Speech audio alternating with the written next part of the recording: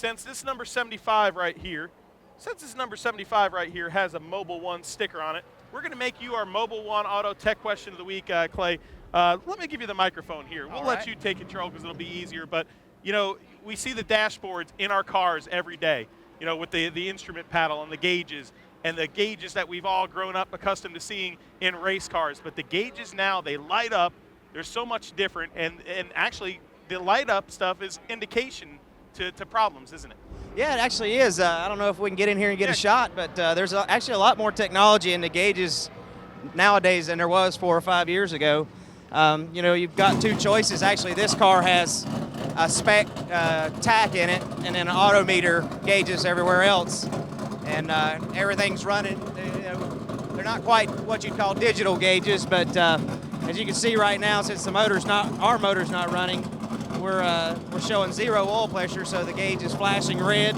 And we've got that same feature on every gauge in the car, whether it be the voltmeter, water temperature. That gauge would turn green in the sweet spot, which would be 220 to 240. And anything over 260, it's going to start flashing red.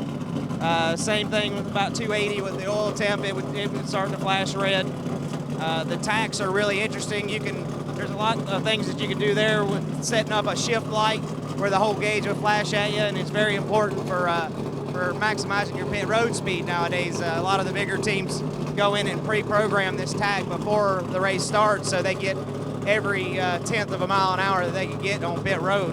So that's very important as well. But you know, your fuel pressure with the current fuel systems that we're running now, we're looking at anywhere from 75 to 80 pounds of fuel pressure. If it goes over that or below that, it'll start to flash because the ECU requires that in order to fire the injectors correctly. So, you know, there's a lot of involvement and a lot of technology on the dash of these cars that wasn't here just a few short years ago. And it's a big indicator if you have a problem if you're driving on the track. I mean, if there's a problem, we're still the first ones to know it, but now we just got a lot more stuff happening in front of us to grab our attention. Well, that's our Mobil 1 Auto Tech Question of the Week. And hey, let's talk to you about this number 75 team, because you guys are trying to make a cup start here, and this is a true underdog effort, isn't it?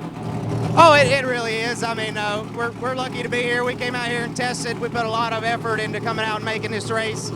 I love this racetrack. I've run well here in the past in other series. Had a really what we felt like was a good test out here with some of the Hendrick cars and Gibbs cars. So we're a lot more prepared than we were when we attempted at Richmond, and hopefully we can get out there and show it today. It's been kind of a circus this morning, getting everything through tech and everything. You know, one of the last ones to get to go through, not having any points. But everything's went well. We got across the room of doom over there, and we're looking forward to getting practice started here shortly. All right, Clay Rogers, we appreciate you joining us on NASCAR.com Garage Cam today. And a really cool, interesting Mobil 1 Auto Tech Question of the Week this week. Actually showing you inside the cockpit something very unique. So we love Mobil 1 for being a sponsor. We thank them for being a sponsor of NASCAR.com Garage Cam.